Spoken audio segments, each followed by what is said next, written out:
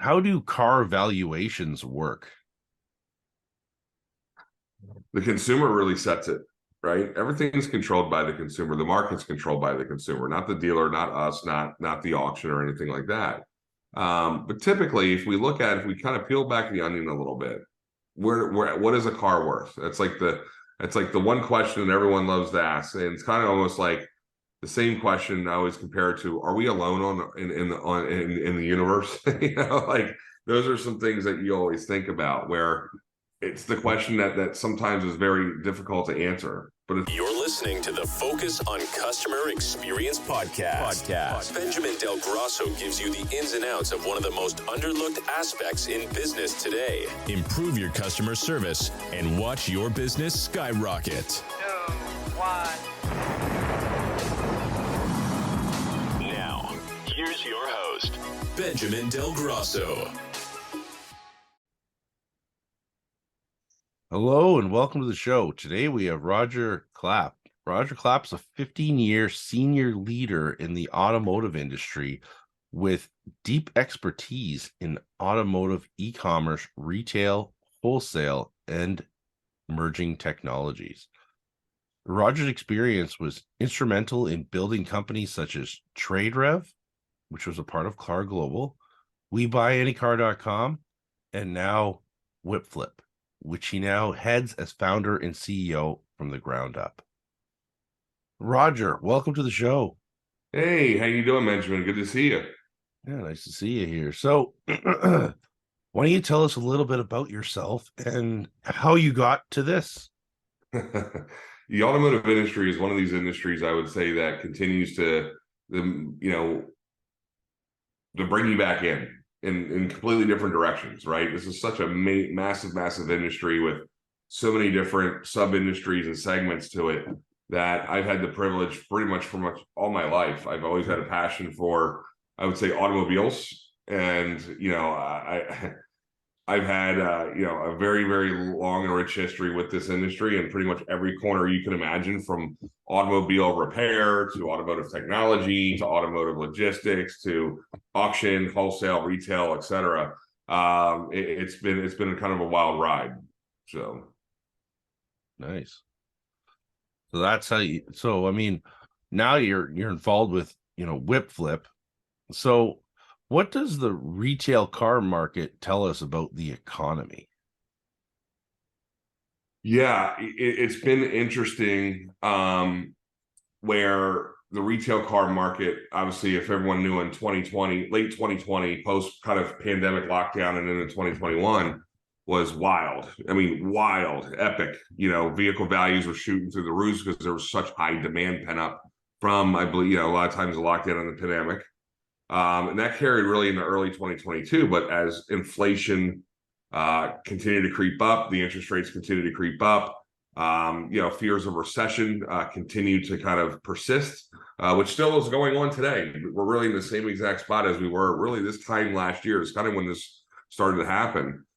Consumer confidence in buying a vehicle, new car especially, wavered, and demand shrunk.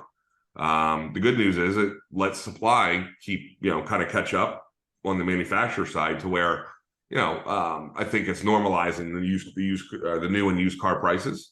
But for the most part, like I said, the consumer demand is where the biggest issue is right now, which is, again, a pure sign of how they feel about the economy. The automobile industry, like housing and some other industries, they're one of the main staples, of what consumers buy, and that it's one of the main gauges of really the type of economy that we're in and how confident they feel, right? So if the economy is terrible, automotive at times has a chance to get, kind of bruised, right? Housing probably gets a chance to have bruised. These expensive assets are a direct reflection on the health of the economy and how the consumers, feel about it. So. Yeah, I know. Even for me, I would be installing dash cameras in people's vehicles, and they'd say, "Oh, we haven't owned a vehicle in 5 years." Oh, well, you're buying one now? Well, yeah, we don't want to fly. We don't want to travel to the US from Canada, because of the pandemic. So, we decided we're just going to drive and explore Canada. Right. So, like, I actually had a lot of people that were going and buying cars that haven't owned cars in quite a few years because they just decided we're not going to get on a plane and go to Mexico anymore. We're going to get in a car and drive across country. We don't have to deal with any of these, the tests and all these cross-border restrictions that were going on during the pandemic. So, I mean, I seen it quite a few. I had easily 10 customers that, like, this was my first car in 10 years. This is my first car in 5 years, right? And it was like, oh, it's interesting. And, a lot of these people live in downtown Vancouver. So, in downtown Vancouver, you can hop on a bus and get anywhere. But now they're buying this car just to travel on the weekends or for the once a month, let's get away somewhere kind of thing. Right. So, Yeah, you're right, Benjamin. I mean, think about cars, but cars always have been that way. They've always been the chariot, right? The ultimate connector between you and the world, right? The car, right? Where you have to go somewhere, do something, whatever. The car has always been there as the main form of transportation for a human being, right? And things have changed. Ride share. You look at car share. Different ways to get around, but a car still is front and center of what someone's going to own as their main form of transportation. Now, you brought up an interesting point. You talked about, well, this is the first car that someone's had really in 5 or 10 years. It used to be, and there's a couple of reasons behind this. It used to be that, now on average, maybe about 4 to 6 years was legit the average length of ownership for a vehicle. And then they would get into a new one. That's just what you did. 4 years, my loan's coming up. I'm just about done paying it off. Time to trade it in. Keep going, keep going, keep going. And now you're seeing the average length of ownership stretch out far beyond that, easily past 7 years on average. And there's a couple of reasons why. I think one of the things is cars are now built to last longer. It's funny, they make them so complicated now, and they're definitely more expensive to repair than back in the day, but the warranties are longer. So people have confidence when you have a 100,000-mile powertrain warranty on a vehicle versus back in the day, it'd be 36,000 mile, maybe a 50,000 mile warranty. People are going to drive on it. Say, if the transmission blows out and I'm under 100,000 miles, I can get a new transmission without paying for it, right? So it gives them confidence to drive the vehicle. On top of that, like you said, they're just lasting longer. And it's across the spectrum too. It's not just that you have to buy a Honda or Toyota anymore to get 200,000 miles out of it. You can now start to approach that easily with an American car, especially the Korean cars like Kia and Hyundai, which had one of the worst reputations in the early 2000s versus where they're at now. So I just think that I always keep going back to consumer confidence level, but I think the consumer confidence level is a lot higher. And I'd say the third thing is higher in reliability, but I would say the third thing is this. Cars also cost a lot more, especially new cars. Loan terms seem like they're going up in terms of years for the average loan. So there's another reason why you're going to see someone saying, you know what, it feels good not to have a car payment. They could have a 5-year loan, which is a standard, but maybe it's a 6-year loan. There are now loans that are at 7 years, right? And I think when they're all done paying that final dollar on that note, I think sometimes they chill a little bit. Say, it feels good for the next 2 years, right?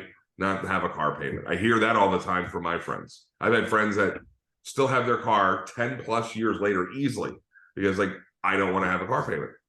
So yeah, no. So here's a good question. This whole world is being pushed to electric, right? And I drive an electric car, but I don't believe the grid is ready. I don't believe the infrastructure is ready.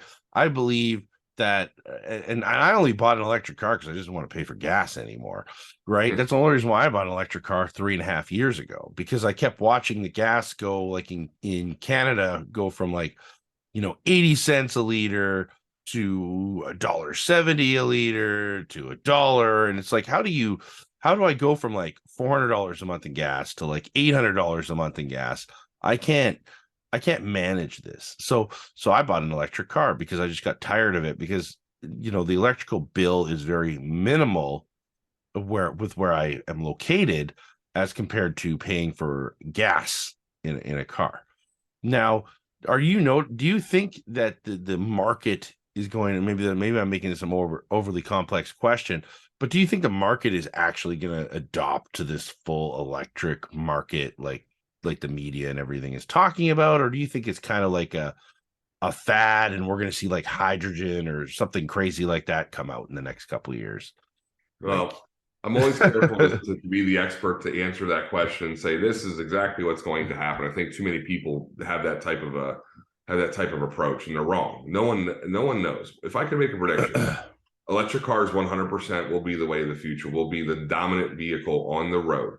It is not going to happen though when they say it's going to happen. Oh, by 2030 we want to go all electric. It's impossible. The infrastructure is not there. It's not even close. I think California has already taught us a lesson of just saying, hey, when you have a bunch of electric vehicles in one given area, it's going to blow out the power grid, right?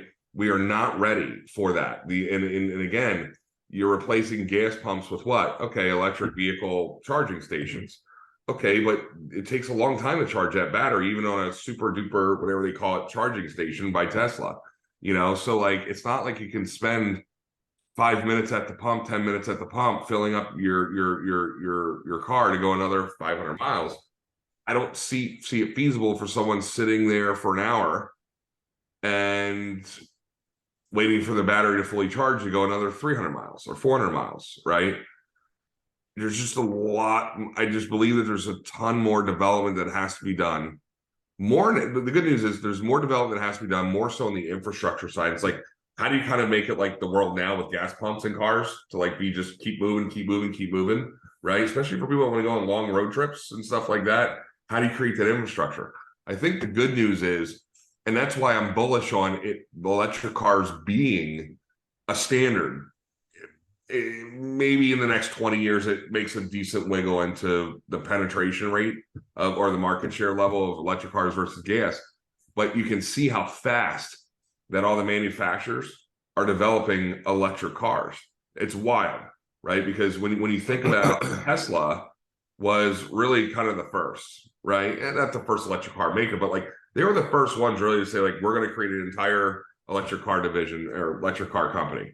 And then Chevrolet came out with the Volt. Then like Toyota Prius was like the hybrid. Now it's like the Toyota EV. Now every manufacturer right now literally has at least one EV model on their in their repertoire, right? So like that's telling you that it's going to happen. So, but I just don't think it's going to happen. I don't see us normalizing into electric cars at least for 20 years, minimum for 20 years. Yeah, I just it's 2023 and I look at what's going on out there, and even I've I charge at home 99.9% of the time, right? But I've gone to pulled up to a gas station where they have these, chargers that'll charge your vehicle in 30 to 40 minutes, and it says, please contact Petro Canada for service. And I'm going, so imagine I'm on the road and I'm depending on this charger to charge my vehicle in 30 to 40 minutes so that I can keep going to the next station, right? 300-400 kilometers down the road. And I can't charge my vehicle. And I was like, and this is one of the only places within a few kilometers. To me, the infrastructure is not there. It's not ready. Nope. And people keep asking me, because I drive an electric car and I'm always working on people's cars, and they're always asking me, where do you think it's going? And I said, I just don't think I don't see it being ready. Do I like having an electric car? Yeah. Like it goes fast. It's cool. It's, it's quiet, but if you're somebody who's a car guy and likes the sound of that engine revving, you're definitely not going to like the electric car, right? So, but anyways, I just wanted to get kind of your take on it. So you still think electric cars are definitely, coming, but not in the timelines they're talking, which actually makes sense. I agree with you there. I think the electric cars are still coming, but I just think that there's no way they can get it by 2030. I don't see it. That was a complete pipe dream from the beginning. And I think some of it is the manufacturers and stuff like that saying, no, I think some of it's political. I really do. I think that that's the message that's being sent by, our government and the initiatives that they want for a greener footprint, right? Than more of a carbon-based footprint. But the manufacturers are certainly complying. but we're just so far away. Right now, electric car is now like that small option still on the menu, right? Oh, hey, what brings you to the dealership today? Well, I'm looking for a Toyota Camry, whatever. Oh, hey, we have this electric model, or we have this whatever it is. And so like that's never been done before. And that's why, like I said, the manufacturers are definitely continue to advance their electric vehicle production into different models now. Now, every model is going to have like, I can see like manufacturers spreading out most of their models that they have into a pure EV option, right? But like I said, I think it's going to take, like we all agree, it's going to take a long time to get that infrastructure set up. And a lot of it does, again, come down to the infrastructure, but the battery as well. Okay, if you can find, you'll solve it quickly if you can somehow get a battery to charge within 10 minutes.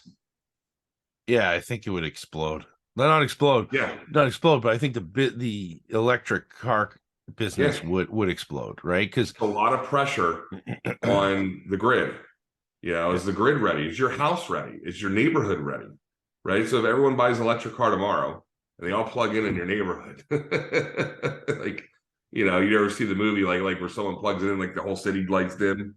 So that's kind of what you're facing. That's funny. So we'll jump around here. How do car valuations work? The consumer really sets it, right? Everything's controlled by the consumer. The market's controlled by the consumer, not the dealer, not us, not the auction or anything like that. But typically, if we kind of peel back the onion a little bit, what is a car worth? That's like the one question that everyone loves to ask, and it's kind of almost like the same question I always compare it to: are we alone in the universe? Like those are some things that you always think about, where it's the question that sometimes is very difficult to answer, but I think everyone has an opinion. There's no right answer to this, and that's what I mean by what I just mentioned.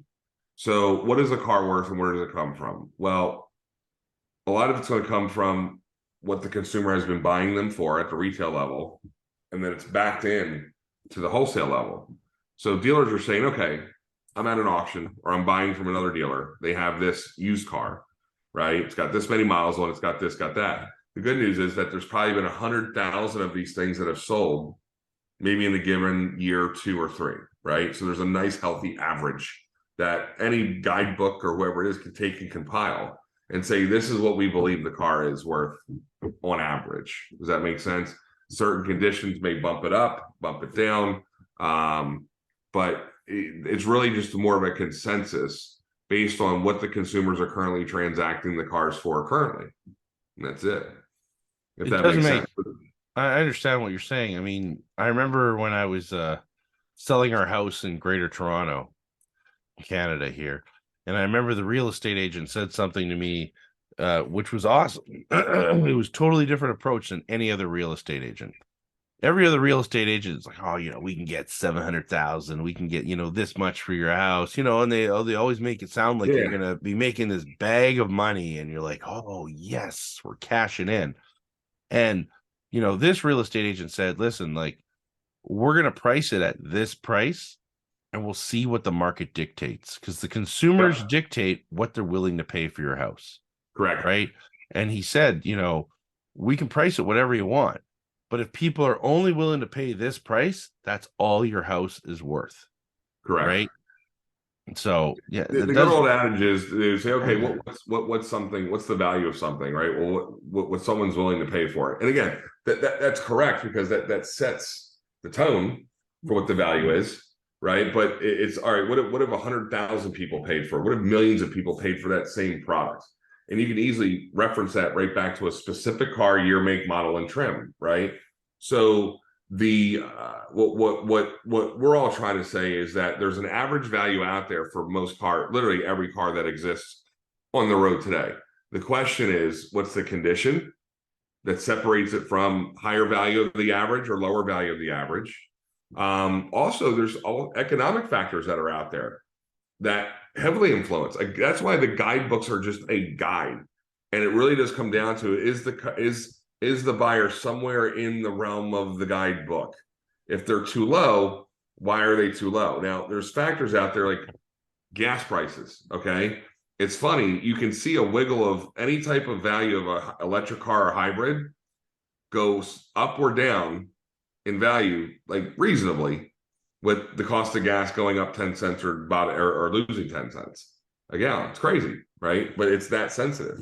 You can see like right now, right? We're I don't know if we're going into a recession or anything like that. I'm kind of over that whole talk. All right, we're either in it or we're not in it. But if everyone has recession fears and inflation fears and stuff like that, and pocketbooks get tighter, then you start to see luxury vehicles, right? Or sports cars in the wintertime don't sell as good as they do in the springtime or in the summertime, right? So you have like that seasonality effect. And that all contributes to the value of a car. It's not too complicated when you think about it in a macro, general, or average sense, right? At least you have a North Star somewhat with the guidebooks that are out there. There's many, and they're all kind of around the same price. And that's kind of where it just comes down to dealer to negotiate what it's worth at the end of the day, dealer to consumer to negotiate what it's worth at the end of the day. That's it. And then that becomes a record, and it just adds to the average, Nice. So, obviously you've been involved in a few businesses and now you've started a business. So what are your top tips for scaling a startup business? My top tips for scaling a startup business: be patient, establish your fundamentals, own your fundamentals, and execute, no matter how big you are. It's okay to be small right now and build something that has a solid foundation under it versus a swamp, right? Once you have that solid foundation of traction, fundamentals, people, your people, the people that help build your companies are the most important, especially at the earliest stages.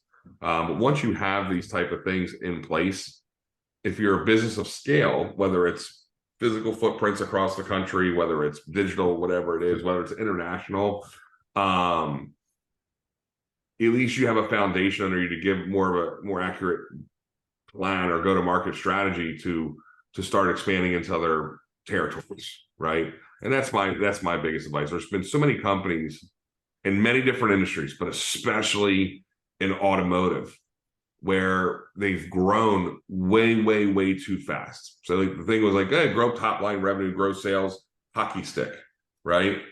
And as they're doing that, they're losing sight of the core fundamentals and some of the problems, the core problems that their business is having that they would have to fix even at scale are not being addressed to and worked on, because they're all just focused on the top line. So my advice is don't do that, right? If you're in a industry or segment of the industry, we're lucky to be in an industry where it's extremely fragmented, right? There's 42 million cars each year that exchange hands from consumers. There's over 60,000 dealers, give or take, new and used car dealers in the country, and just in the States, in the US. What are you chasing, and who's chasing you? The best car buyer on the planet, which is WhipFlip. I have to give the plug. The best car buyer on the planet, WhipFlip, right? There could be 10 of us that exist, and no one's going to put anyone out of business. I can guarantee it. CarMax cannot put us out of business. We can't put CarMax out of business. It's impossible, because you have 60,000 other dealers where all these cars kind of go. Our goal is to be the best at what we do for the consumer. And I think they'll choose us naturally in that level. We'll get our own sizable share of the market, which will be still in single percentage point digits, believe it or not. And that's why we say fundamentals, strong foundation under your feet, then go. And then stop, assess, make sure everything's going the way it is, then go a little bit more aggressive. And then eventually you'll get to that level where you're in hyper growth mode, but you're doing it with a solid foundation under your feet, that your company is sustainable, your model is sustainable. You're going to be around for a while instead of burning yourself out of cash, to accomplish what? Top end growth. That's over. So. Yeah, that's an interesting point, because I've done some business with a few people over the last couple of years that are they're not, how do you say this? They haven't built good systems and processes, Correct. and their business is growing, and you can see everything keeps crumbling and get even worse. Their communication gets worse. The way they actually, deal with customers, how they structure things. They say, "Hey, we're gonna do that, this, and that for you," and then like a month goes by, and they're still like, "Oh yeah, I forgot to get that," because they're already broken. And if you already have a broken foundation and then you continuously grow, everything will just continue to get worse, which can cause your business to fall apart and you Correct. lose a lot of market share very quickly. But if you have a solid foundation and you start, you know, what do you want to say, paving over the cracks or whatever you want to say, right? But as a company grows, you are continuously going to have cracks. You're going to continuously have challenges happen, right? What used to be one person could handle accounting now turns into, we now need two people because we're so busy. We now need three people, right? Because we can't keep up. And you need to realize that as your business grows, where those cracks are and where you need to put the people so that your business can continue to grow without all these cracks and challenges, or cracks in the foundation, I guess, showing up, right? 100%. And again, you see some of the best. So some of the best companies that exist today came out in the recession era, right? And some of the worst companies that exist today, if not exist or not, but came out in the pandemic era. Okay. They're a pandemic darling, right? Not saying all of them, but definitely some that were a pandemic darling, got a great tailwind from it, and just kind of said, grow, grow, grow, grow, grow, right? Like you mentioned, lost the fundamentals. The ones in the recession, and you think about these companies that we're going to mention right now, we take, it's funny, WhipFlip is influenced from a couple of these companies from the recession era. One being Uber, the other one being DoorDash and Airbnb. Major players in their respective industries and in the entire startup ecosystem, right? And they came out and they had to operate within immense constraint. Their check size. Can you imagine, like, Uber going out to raise an investment? The Uber that we know now struggled to get $500,000 of an investment. Airbnb was the same way. Facebook, I think, Peter Thiel, 500,000. Like, like, wow, like the size of these companies now and how influential they are on us is, you can't even imagine it. But those companies had to operate under immense constraint. So you had no choice other than to make the money last. And if you make and how to make the money last is fundamentals, right? And doing the right, and execution, because that's what's going to drive sales the right way, profits the right way, making sure that you have, like you said, processes in place. You have to be like unbelievably close to perfect, because if you're not, you don't have that much money. It goes away and you're out of business. I think it was the ones, and we came through this crazy stage of venture capital where I think some valuations were going through the roof, and venture capital was pumping a lot of these companies full of cash. In my opinion, it's like locking the kid in his own room with his full trick or treat bag, and the kid's going to eat all the candy immediately. He's not going to save it for another day. He's going to eat it all. Then he's going to say, I have a toothache, right? I have a stomach ache. Like, it's terrible. I wish you didn't do this. But like, that's what happened. They took that money and they said, grow or die. And that's not really a recipe for sustainable success, because it's very easy to lose sight of your fundamentals when everyone's trying to push you to top line growth and you have all the money in the world for now. But that money dries up even faster. And so that's just my opinion. Yeah, no, it's great. Do you have any final words of wisdom or anything for our listeners? Or I always say this, everyone that's looking to sell a car, please go to WhipFlip.com. But not just that. I would say, as for our listeners, to the car buyers coming up, right? We're in an interesting time of the year. I want to give unbiased advice. And if WhipFlip can help with what we do, like I said, you can sell your car as fast and as easy as ordering a pizza with us directly from your driveway, just using a smartphone device, completely on demand. This is the easiest way you've ever sold a car for a great price. Okay, just try us out. But if not, I still want to give advice to the car buying and car selling consumer. This is the time of year where the market is going to be at its peak in the industry. All right, it's tax time. And that tax money, those refund checks, always a good chunk of that goes back into the automotive industry. People transact a lot of vehicles this time of year versus other times, right? So that's upon us, and we're in a new world. And I'll say this: if you're selling a car or thinking about selling a car, now is definitely time to do it. This is where wholesale values will be at their peak. It's not a windfall. It's not going to be like 2021, but this is the optimal time to sell your car for the most money that you possibly can. Okay.